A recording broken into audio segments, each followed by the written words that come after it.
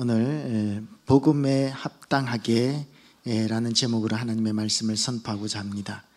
빌립보서는 정말 바울이 억울하게 감옥을 가면서 매맞고 감옥을 가면서 세운 교회가 빌립보 교회입니다. 그런데 이제 우리가 그런 배경은 익히 들어 알고 있는데 빌립보 도시에 대해서도 우리가 좀 아는 것이 참 유익할 줄로 생각이 됩니다. 빌립보라는 도시는 어떤 도시였느냐 하면 처음에는 야만인들이 살던 도시였습니다. 그런데 그리스 시대에 이 알렉산더 대왕의 아버지 빌립 왕이 이 빌립보 지역에 있던 야만인들을 무찌르고 몰아내고 그곳에 마케도니아의 첫 성 빌립 왕의 이름을 따서 빌립 또는 빌립보라는 이름의 도시를 만들게 되었습니다. 그것을 이제 로마 시대에 로마의 군대가 쳐들어와서 이 빌립보를 점령하면서 이 빌립보가 이제 로마의 치하가 된 것이죠. 그런데 이제 이 로마가 빌립보를 점령했다고 그래서 빌립보가 막바로 식민지가 되는 것이 아닙니다. 우리가 생각하는 식민지는 일제 치하만 생각하니까 식민지라는 말 자체가 상당히 수치스러운 이름이 될 수 있는데 이 식민지, 이 로마 시대의 식민지, 로마의 식민지가 된다는 것은 그 지역에 사는 사람들이 로마의 시민권을 가지게 된다는 것이고 그리고 대단한 자부심을 가지게 되는 그런 의미에서 이 빌립보는 굉장히 영광스러운 도시다. 그 시대로 봐서는 영광스러운 도시다. 이렇게 이야기할 수 있는 도시입니다. 그리고 빌립보의 특징이 어떤 특징이 있느냐 하면 첫째는 군사도시예요.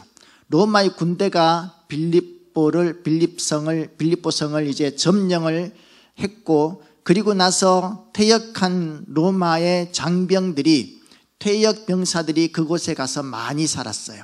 그래서 그 빌립보 도시는 하나의 군사도시라고 이렇게 이야기할 수 있습니다. 군사적인 냄새, 이미지가 굉장히 많은 거죠. 용어도 언어도 군사적인 언어들을 많이 쓰고 우리나라 남자들은 거의 다 군대 갔다 오니까 뭐 자기도 모르게 군대 용어들을 많이 쓰지 않습니까? 우리 목사님은 물이 많이 빠졌다고 그러시지만 원위치 뭐 이런 말씀 쓰시는 거 보면 군대 용어지 않습니까? 그죠?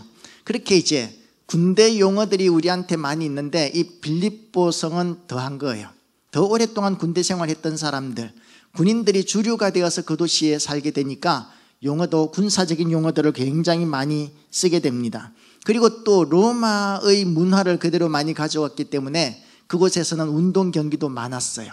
운동선수들에 의한 운동 경기도 많았기 때문에 운동선수들이 쓰던 그런 용어들도 많이 발달하게 되었죠. 빌립보 사람들은 일반적인 그런 평온한 일반 시민으로서의 언어보다는 특수한 언어들을 많이 썼는데 군사적인 용어를 많이 썼고 운동선수들이 사용하던 전문적인 용어들을 많이 썼는데 예를 들면 이런 것입니다. 빌립보서 3장 14절 말씀을 보면 표대를 향하여 달려가노라 뭐 그런 말씀이 있어요. 표대를 향하여 달려가노라 해서 그 달려가다라는 단어가 어떤 뜻이냐면 이 운동 경기를 할 때 그냥 운동 경기를 하는 것이 아니라 짐승을 쫓아가면서 누가 그 짐승을 잡느냐 그런 스포츠들을 많이 했어요. 영국에서는 여우 사냥을 스포츠로 하지 않습니까? 그런 스포츠들을 하는데 그런 짐승을 쫓아가고 있는 짐승보다도 더 좋은 짐승이 나타나면 더 좋은 사냥감이 나타나면 쫓아가던 그 짐승을 포기하고 더 좋은 사냥감을 선택하고 달려갑니다. 그래서 이 달려간다는 이 말의 의미는 뭐냐 하면 더 좋은 가치를 위해서 이전에 쫓던 가치를 내려놓는 자세, 포기하는 자세, 그것이 달려가다라는 그런 의미 가운데 있는 거예요. 우리가 생각하는 그냥 달려간다는 것이 아니라 그 달려간다는 말에는 포기하는 다른 의미가 담겨져 있는 것이 이 빌립보서에서 쓰이는 달려간다는 용어에 달려간다는 말의 의미에 담겨 있는 말이라는 것이죠. 세 번째 또 빌립보 도시는 정치적인 요소가 굉장히 강했습니다. 그래서 빌립보서에서도 정치적인 용어들도 많이 썼어요. 그래서 27절 말씀을 보면 27절에서 생활하라, 너희는 그리스도 복음에 합당하게 생활하라. 이 생활하라는 단어가 폴리데오스다이라는 이런 용어를 씁니다. 헬라어로 폴리데오스다이라는 단어를 쓰는데 이 말은 또 다른 의미로 정치하라 이런 말이 있습니다. 그러니까 우리가 살아가는 모든 것이 다 정치라는 것이죠. 하나님의 나라를 이루기 위해서 살아가는 것, 이것은 정치적인 삶이라는 것입니다. 우리의 삶과 정치가 구분이 되지 않는데 또 이 말에는 시민권이라는 의미도 있습니다. 이 시민권, 우리는 하늘에 속한 자라는 것이죠. 당시에 로마 시민권을 뭐라고 불렀느냐 하면 콜론이라고 불렀습니다. 콜론. 이 로마의 시민권이 콜론인데 로마로부터 약 1287km, 거의 1300km나 떨어져 있었음에도 불구하고 빌립보에 사는 사람들은 로마 시민권을 가지고 있었거든요. 그리고 그 로마 시민권을 가지고 있다는 것은 당시에 굉장히 영광스러운 이름이었습니다. 지금도 우리나라 사람들 한때 그랬었죠. 지금도 그러는지 모르겠지만 출산 여행 뭐 이런 거 많이 하지 않았습니까? 미국에 가서 아기를 낳으면 미국 시민권을 얻게 되니까 지금도 그런가요? 예? 지금은 모르겠어요. 저도 잘 모르겠네요. 하여튼 그때 그런 때가 있었어요. 지금도 그러는지 모르겠지만 로마 시민권이 지금의 미국 시민권보다도 훨씬 영광스러운 거예요. 이방인들은 죄를 지으면 십자가에 매달려 죽을지라도 로마 시민권을 가진 사람들에게는 이 죄가 없이 무조건 내 죄를 내가 알렸다 그러면서 책찍질하는 법도 없고 십자가에 못 박혀 죽는 법도 없습니다. 다른 좀 더 고통이 덜한 그런 방법으로 사형을 당했었죠. 죄가 심각할 경우에. 그렇게 로마 시민권은 대단한 그런 특권들이 있었어요. 그래서 바울은 이 로마 시민권을 이제 길리기아 다소에서 났기 때문에 로마 시민권을 또 가지고 있었는데 그 시민권까지 사용해서 복음을 전가하는 일에 아주 유용하게 쓸 수 있었던 것이죠. 이 1287km나 떨어져 있던 이 빌립에서 이 빌립보가 로마의 식민지가 되기 위해서는 갖춰야 될 게 있습니다. 무조건 로마 시민권을 가지게 되는 것이 아니라 이 식민지가 되는 것이 아니라 질서가 과연 로마의 도시로서 합당하냐, 부끄럽지 않으냐, 도덕적인 수준이 과연 로마인이라고 부르기에 합당하냐, 군사적인 질서가 과연 이 로마의 군대로서 로마의 식민지로서 합당하냐, 이런 요소들을 종합적으로 고려를 해서 이제 로마 원로회의에 이것을 상정합니다. 이 도시가 과연 로마의 식민지로 합당한가, 그렇게 이제 상정을 해서 검토를 합니다. 검토를 해서 거기에 합당하다고 결론 내려져야 그 도시가 로마의 식민지가 되는 것입니다. 우리는 어디에 속해서 살아가는 사람들이냐면 천국의 식민지에 살아가는 사람들이라는 것을 믿으시기를 축복합니다. 빌립보는 어떤 도시였느냐 하면 이 야만인들이 살던 도시였어요. 그 야만인들이 살던 도시에 그 당시에는 문명국이라고 할 수 있는 그리스가 먼저 점령했었고, 그래서 그리스 문화를 꽃피웠었고, 그리고 그 다음에는 로마가 들어가서 로마 문화를 꽃피웠었습니다. 그리고 그런 와중에서도 어떤 현상들이 있느냐 하면 그 주변에 쫓겨났던 이 야만인들이 끊임없이 빌립보를 공격하는 야만인들과의 싸움이 끊이지 않는 도시가 빌립보였던 것이죠.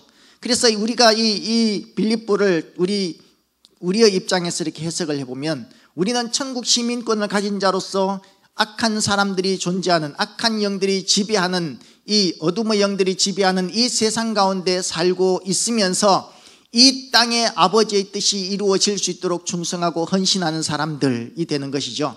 그래서 로마 사람들이 빌립보에 살면서 이방인들, 야만인들과 끊임없이 싸우면서 자꾸만 점점 더 로마 문화로 만들어가기 위해서 애쓰는 그것과 같이 우리는 이 땅에 살면서 죄와의 싸움, 어둠의 영들과의 싸움, 악한 것들과의 싸움을, 악한 문화들과의 싸움을 끊임없이 하면서 뭘 만들어간다고요?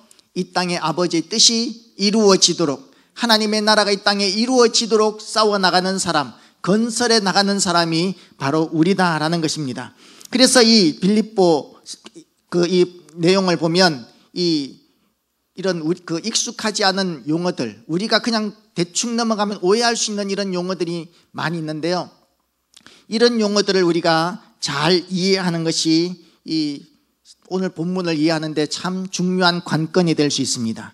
우리가 복음에 합당하게 생활하라는 이 말은 다시 말하면 하늘나라 시민권을 가진 자로서 거기에 부끄럽지 않게 합당하게 생활하라는 것이죠. 우리는 하늘에 속한 사람들인데 땅에 와서 아직까지 살고 있는 동안은 뭐를 대표하는 사람들이냐면 하늘을 대표하는 사람들입니다. 하나님 나라를 대표하는 사람들입니다. 그래서 오늘 아침 목사님 설교 가운데서 너희로 말미암아 하나님의 이름이 모욕을 받는도다. 그런 일이 왜 있느냐 하면 우리가 이 땅에서 하나님 나라에 속한 사람으로서 합당하게 살지 못하면 하나님 아버지의 이름이 모욕을 당하게 되어 있기 때문에 그래요. 세상 사람들이 성경을 보고 하나님을 알겠습니까? 뭘 보고 하나님을 알겠어요? 세상 사람들에게 있어서 이 성경은 우리라는 것이죠.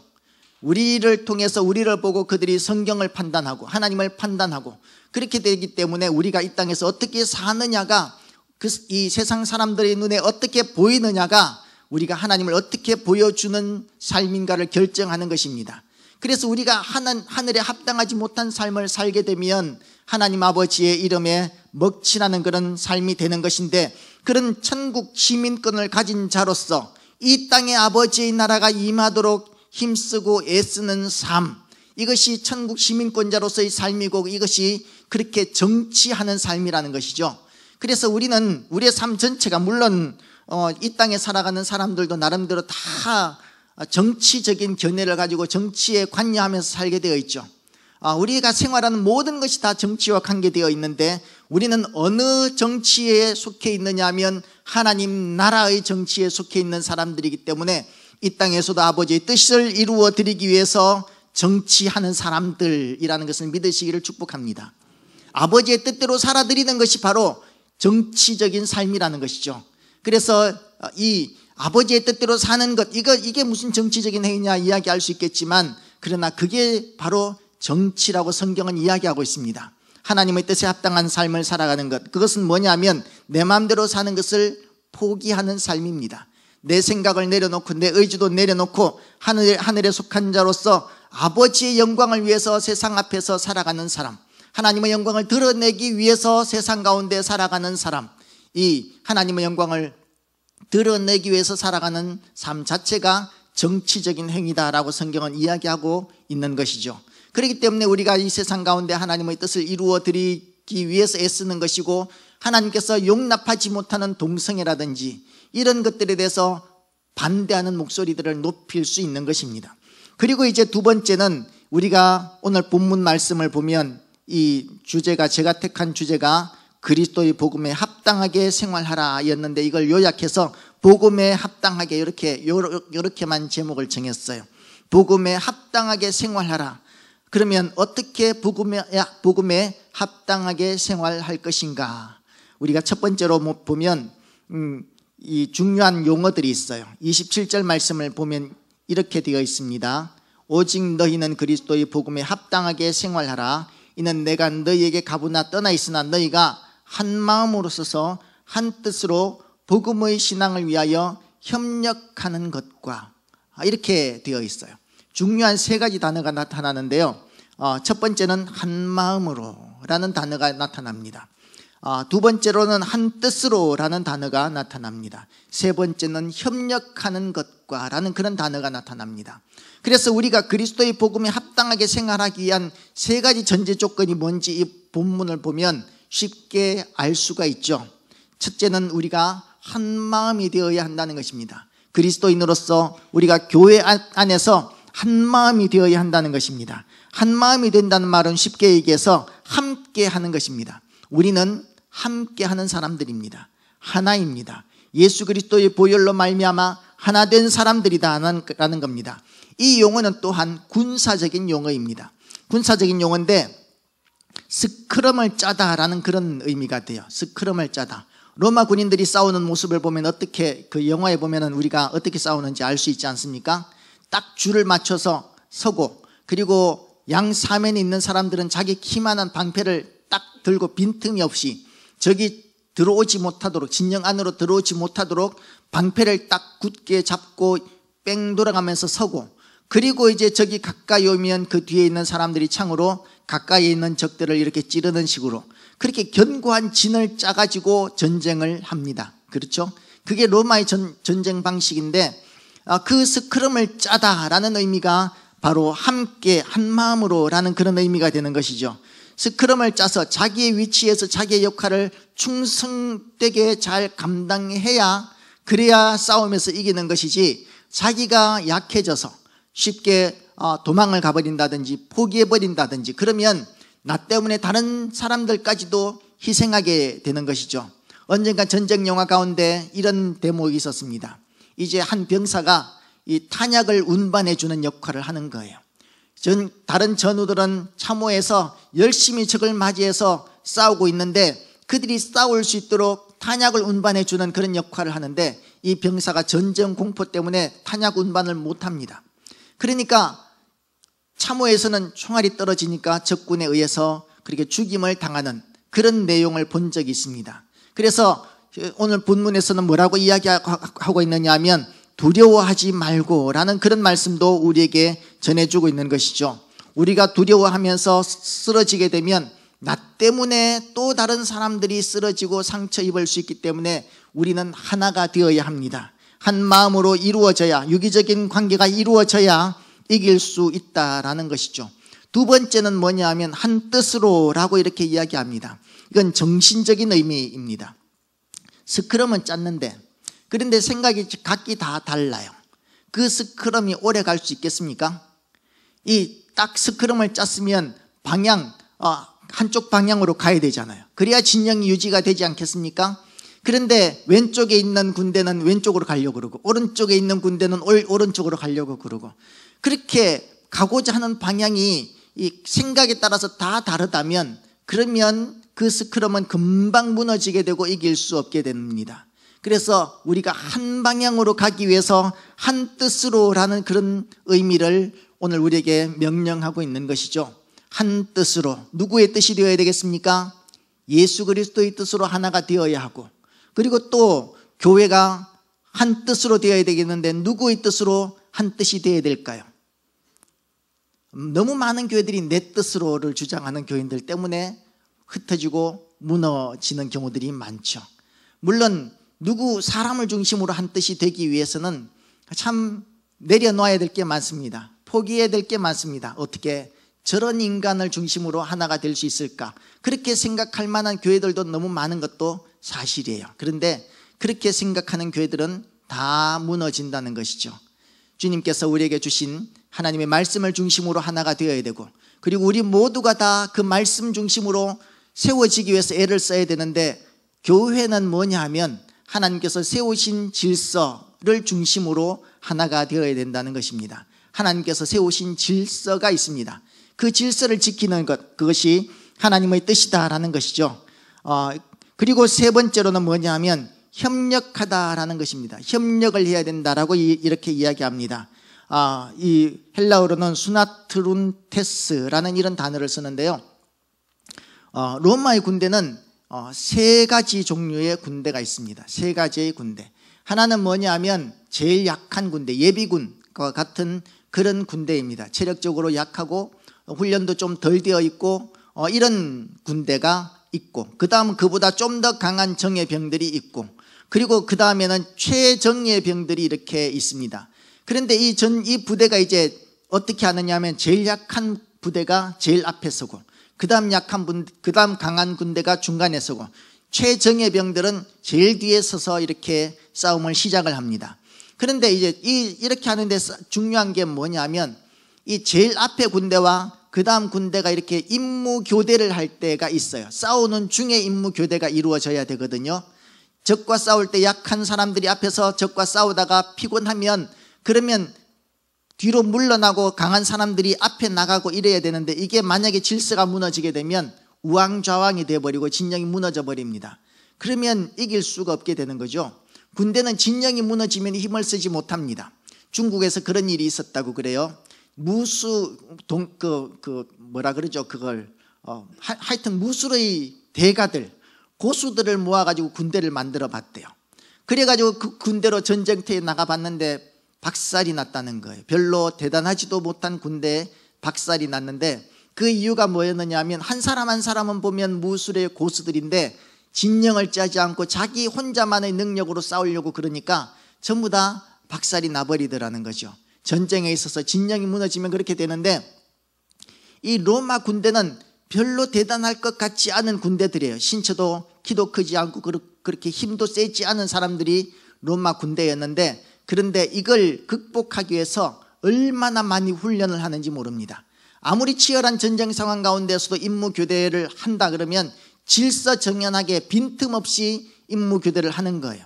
그렇게 함으로 말미암아 로마 군대는 세계 최강의 군대의 자리를 유지할 수 있었던 것이죠.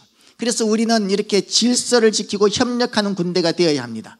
협력하는 군대가 되지 못하면 무너지게 되는 것이죠. 시오노 나나미라는 일본 작가가 쓴 로마인 이야기에 보면 로마 군대의 강점에 대해서 이렇게 이야기합니다. 로마 군대는 상대방과 싸워서 이길지라도 그 상대방 군대의 장점을 받아들이고 습득하는 그런 특징이 있는 군대였다라고 이렇게 이야기를 합니다.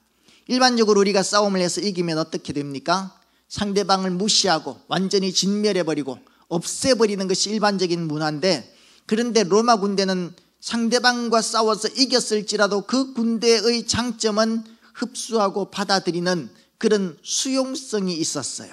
그건 이제 몽골 군대도 마찬가지였죠. 몽골 군대가 세계 최강이 될 수 있었던 이유도 바로 어디를 가서든지 싸워서 적군과 이기게 되면 적군을 그냥 진멸해버리기도 하지만 그러나 그 적군에게 장점이 있으면 그걸 전부 다 흡수해서 받아들이는 수용성, 이 수용성이 우리 교회도 있으시기를 축복합니다. 우리가 서로 돌아보아 사랑과 선행을 격려하고 장점은 서로 취하고 단점은 서로 보완해주고 덮어주고 용납해주고 늦게 오는 사람들, 문 따라오지 못하는 사람들까지도 용납해주고 품어주고 기다릴 줄 아는 관용성, 이게 교회 안에 있어야 교회가 유지가 됩니다. 왜 저 사람은 이렇게 뒤떨어져 그러면서 우리한테 방해되는 사람이야, 이런 식으로 쳐내기 시작하면 그 교회는 제대로 되지 않는 것이죠. 교회는 그렇게 서로 용납하고 관용하고 품어줄 때에 제대로 세워지는 교회입니다. 그리고 끊임없이 훈련이 이루어져야 합니다. 로마 군대는 얼마나 끊임없이 훈련을 열심히 했는지 몰라요. 그래서 우리도 끊임없이 말씀 안에서 훈련을 해야 됩니다. 예수 그리스도를 닮아가기 위해서 날마다 훈련하는 삶을 살아야 한다라고 이렇게 이야기하는 것이죠. 그래서 이제 협력하는 것과 라고 이렇게 이야기합니다. 협력하는 것, 우리가 서로 협력하는데 협력은 그냥 협력만 하는 것이 아니라 이 협력하는 것과라는 이 말의 뜻 가운데는 굳건히 서서 한 발 한 발 나아간다는 의미가 있습니다. 늦게 오는 사람을 기준으로 가는 거죠. 빨리 갈 수 있지만, 얼마든지 더 빨리 갈 수 있지만 그러나 함께 가야 이길 수 있다는 것을 로마 군대가 알기 때문에 그 스크럼을 짜서 한 발 한 발 천천히 가면서 결국은 승리하는 것이 이 로마 군대의 전법이었다라는 것입니다. 이것이 협력입니다. 우리 아름다운 교회가 이렇게 협력되고 하나 되는 교회 되시기를 주님의 이름으로 축복합니다. 늦게 오는 사람들, 도저히 따라오지 못하는 사람들, 좀 열등해 보이는 사람들까지도 용납하고 품어야 교회가 세워집니다. 교회는 잘난 사람들만 찾아놨으면 결코 세워질 수 없는 교회다라는 것입니다. 그래서 이 협력을 바울이 빌립보 교회에다 부탁하고 있는 것이죠. 28절 말씀 보면 무슨 일에든지 대적하는 자들 때문에 두려워하지 아니하는 이 일을 듣고자 함이라. 왜 두려워하지 아니하는 이 일을 듣고자 함이라, 이 말을 왜 넣었을까요? 두려워할 일들이 끊임없이 우리에게 나타나고 있고 또 나타날 것이기 때문에 그렇습니다. 로마 시대에도 그랬고 지금도 마찬가지예요. 우리가 영적인 삶을 살아가는 데 있어서 결코 평안한 삶이 우리에게 약속되어 있지 않습니다. 우리에게 주님께서 승리를 약속하셨지 그런 아무런 싸움이 없는 신앙생활을 하나님께서 약속하지 않으셨어요. 야만인들이 빌립보 성을 끊임없이 공격하고 있는 것과 같이 우리도 이 어둠의 영들이 장악하고 있는 이 세상 가운데서 하나님의 말씀대로 살아가려면 우리를 두렵게 할 만한 일들을 끊임없이 만나게 됩니다. 그런 일들을 만나게 됐을 때 우리는 어떤 태도를 보여야 하느냐 하면 두려워하지 말아야 한다라고 본문은 이야기하고 있습니다. 두려워하는 것에 대해서 하나님께서는 뭐라고 말씀하시느냐 하면 요한계시록 21장 8절 말씀에 보면 이렇게 되어 있습니다. 그러나 두려워하는 자들과 믿지 아니하는 자들과 흉악한 자들과 살인자들과 음행하는 자들과 점술가들과 우상숭배자들과 거짓말하는 모든 자들은, 자, 제일 먼저 나온 게 뭐였어요? 두려워하는 자들이, 두려워하는 게 뭔 큰 죄겠느냐 그렇게 이야기할 수 있겠지만 어떤 자들과 동격으로 취급되고 있느냐 하면 흉악한 자들과 살인자들과 음행하는 자들과 점술가들과 우상숭배자들과 거짓말하는 모든 자들과 동격으로 취급당하고 있다는 것이죠. 왜냐하면 그 두려움은 불신앙에서 나오는 것이기 때문에 그렇습니다. 불신앙에서 나오는 것들이기 때문에 하나님께서는 그것을 그런 악한 자들과 동격으로 여기시는 것이죠. 불과 유황으로 타는 못에 참여하게 될 것이다 라는 것입니다. 그래서 우리는 이 두려워할 만한 일들을 만나게 될 것이고 그것을 각오해야 될 것이고 그 가운데서 우리가 가져야 될 마음은 뭐냐면 두려워하지 말 것을 결심해야 된다고 오늘 본문은 이야기하고 있습니다. 결심한다고 겁을 극복할 수 있는 건 아니죠. 그렇기 때문에 우리가 두려울 때마다 주님 앞에 더 부르짖고 더 말씀 붙들고 그러면 하나님께서 우리에게 성령 부어주시고 그리고 두려움을 극복할 수 있는 능력을 부어주시는 하나님, 우리를 결코 외로운 가운데 버려두시는 것이 아니라 우리를 도우시는데 우리가 사모하면 그러면 하나님께서 성령을 우리에게 부으시고 감당할 수 있는 능력도 부어주시고 이기게 하시는 하나님, 이기게 하시는 하나님이시라는 것입니다. 우리는 하나님께서 이기게 하시는 싸움을 싸우고 있는 사람들이라는 것이죠. 우리의 싸움은 그런 끊임없는 싸움이 될 것입니다. 주님 앞에 갈 때까지, 그리고 주님 앞에 갈 때까지 우리가 싸우면 패배하는 것이 아니라 우리에게 하나님께서는 승리를 약속하셨어요. 29절 30절 말씀을 보면 그리스도를 위하여 너에게 은혜를 주신 것은 다만 그를 믿을 뿐 아니라 또한 그를 위하여 고난도 받게 하려 하심이라. 너에게도 그와 같은 싸움이 있다는 것입니다. 너희가 내 안에서 본 바요. 내 안에서 뭘 봤을까요? 지금 바울이 감옥에 있는 모습을 보고 있는 거예요. 감옥에 가면 아무것도 할 수 없는 것 같은데 그런데 그 결과가 어떻게 되고 있습니까? 이제도 내 안에서 듣는 바니라. 뭘 듣고 있습니까? 바울로 말미암아서 많은 사람들이 변화되고 그리고 그 복음의 불모지였던 로마에 예수 믿는다는 그 이야기는 입 밖에도 낼 수 없는 그 잔혹한 로마에서 복음이 전파되어지는 일들을 듣고 있다는 것이죠. 그래서 너희가 내 안에서 본 바요 이제도 내 안에서 듣는 바니라. 이 말은 이제 이 모든 일들 가운데서 너희가 두려워할 필요가 없다는 말씀을 지금 빌립보 성도들과 우리에게 선포하고 있다는 것입니다. 우리가 두려워할 만한 일들을 만날 것입니다. 그런 일들을 만날 때 두려워하는 것은 정상적인 우리의 반응이고 본능입니다. 그런데 성경은 뭐라고 이야기하고 있느냐 하면 두려워하지 말라고 말씀하십니다. 그래서 승리하라고 이야기하고 있는 것입니다. 우리를 움츠러들게 하는 그런 싸움들을, 그런 환경들을 만날 때 우리가 강하고 담대하시기를 주님의 이름으로 축복합니다. 승리하시기를 주님의 이름으로 축복합니다. 우리 찬양 한 곡 하면 좋겠는데요.